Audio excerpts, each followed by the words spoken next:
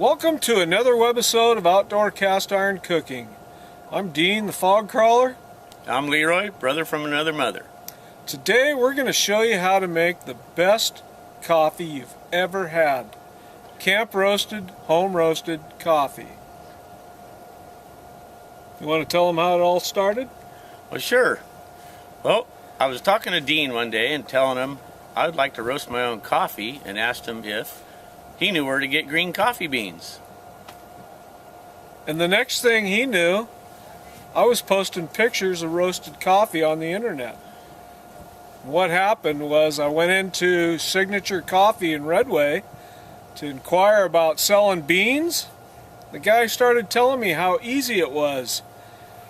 He said every time he went to a South American country, he'd see someone standing over a campfire with a cast iron skillet, roasting coffee beans. So Dean's light bulb went off. Leroy's an electrician. And that's how this all started. So together, separately, we've been roasting about the same time. Yep. We've got two totally different techniques. That's what we're going to show you today.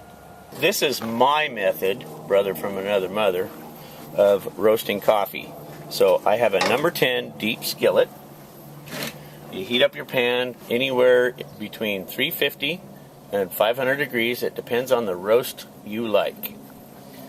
So we're starting out with 8.2 ounces of green Ethiopian beans. You want to check your temperature to get it where you want it. When it reaches, I like to put them in at 400. When it reaches 400, you drop your beans in. You're going to have a drop temperature, so you want your beans to slowly come up to temperature. So we're almost there. We are ready to put in our beans. Green coffee beans. So we just want to keep them moving so you don't scorch the beans. And yes, some beans hit the ground.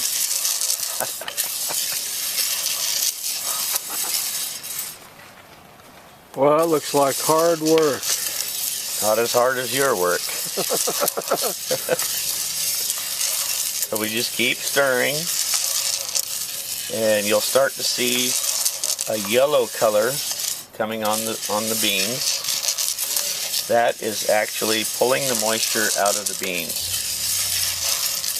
I've been stirring for about 5 minutes. The beans are starting to get a little bit darker, and the chaff is coming off the beans.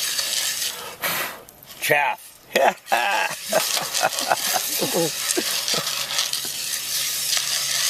It's been about 10 minutes. We're going into first crack. And the temperature is about 390 degrees. Plus or minus. I'm going to turn it down. It might be getting too hot right now.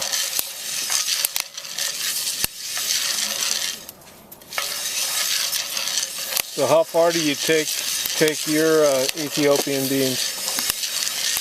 I like to go right when it hits second crack is when I like to pull them off and cool them down. We're going to call this one a little bit lighter of a roast than I normally do for Tanya. So I'm getting ready to pull them off and cool them down and get the chaff out of it. Turn off our burner. The beans will keep roasting until you cool them down. So we have a Binford. Chaff away. You want to cool them down as fast as possible, otherwise the beans keep roasting and you'll end up with a flavor you don't like. And yes, chaff goes everywhere. So do this outside.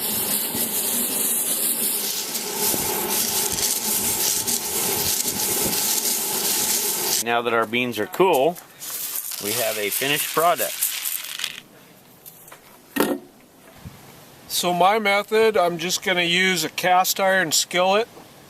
When I talked to the fellow down at Signature Coffee in Redway, he told me the one thing you don't want to do is scorch your beans. If you scorch your beans, it's nothing but burnt coffee taste from then on. So I started off with a wooden spatula, and after about 90 seconds I hit the panic button because I was worried about scorching my beans. So I tossed the spatula, and just almost magically, all those years of making Jiffy Pop popcorn growing up as a kid instantly came back. So I just keep the skillet moving the whole time. How much coffee are you roasting? One Ooh, cup. there's a squirrel in the background. There he goes. Hey buddy, want some coffee? Timer going.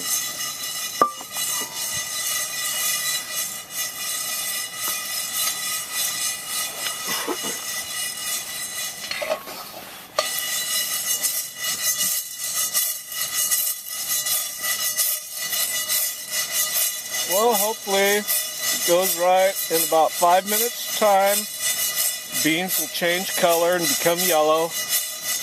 And usually at about 8 to 10 minutes, you hit your first crack.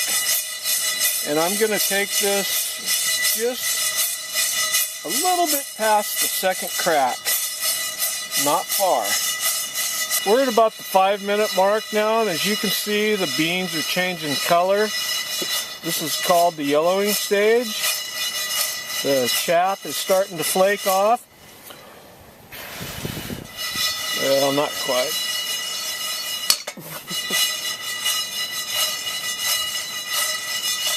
And we just keep the beans moving. I kind of shake them around, move them around to keep them in motion. And then I toss them to kind of rotate them. We're just right at the 10-minute mark, and the first crack is underway. You can hear the popping. And what I'm going to do is take this. If I wanted just a medium roast, I could take it off right now. I could wait a little bit longer. But what I'm going to do is wait for the second crack to happen and end up with like just a lighter dark roast. This is just about ready to pull. If you listen real close, you can hear the second crack starting. It's like a lot more rapid but quieter.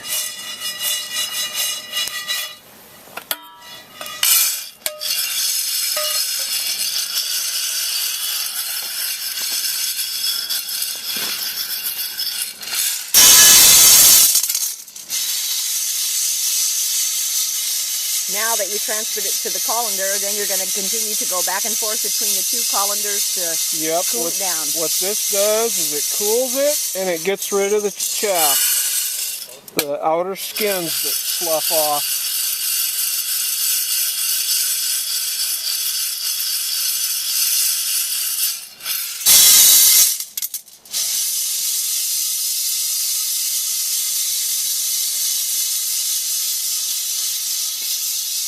The beans are cooled, they're de-chaffed,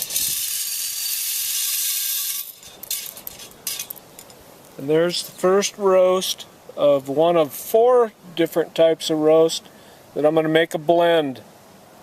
We're doing a coffee demo, and so what I want to show now is making my blend. I've got a cup of dark Columbia, got a cup of dark Sumatra. I've got a cup of medium Sulawesi. This is going to hopefully give it some sweet, fruity notes. And then my favorite, I've got a cup of medium Ethiopian. And to my surprise, the first time I tried Ethiopia, I was blown away that coffee could taste like chocolate. So what I basically do is just mix them all up, and that's my blend, and that's what I grind up and drink. How long does that last you? This will last me about a week. That's about 2 to 3 cups a day. And that's,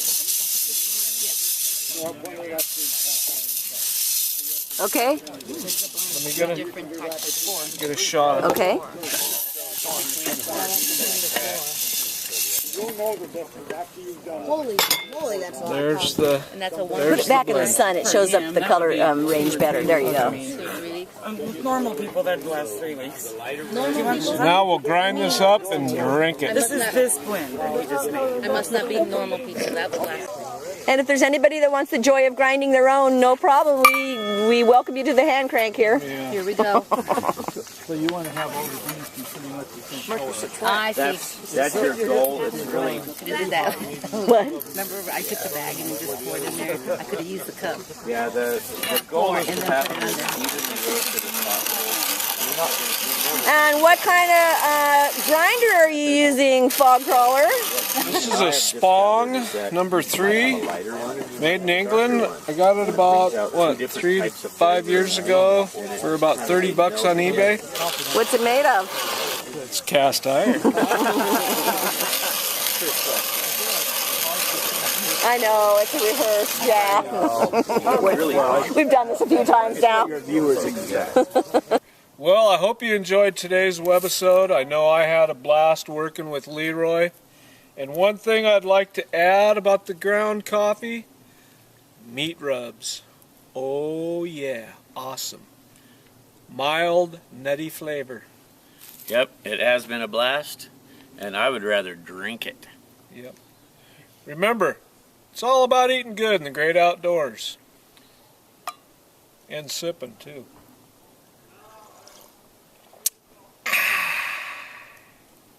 Dean and I would also like to say thanks to all our loyal fans and subscribers. Every April when this rolls around, we always celebrate another year of outdoor cast iron cooking. And it's been made great because of fans like you. So thanks a lot. Happy trails to you.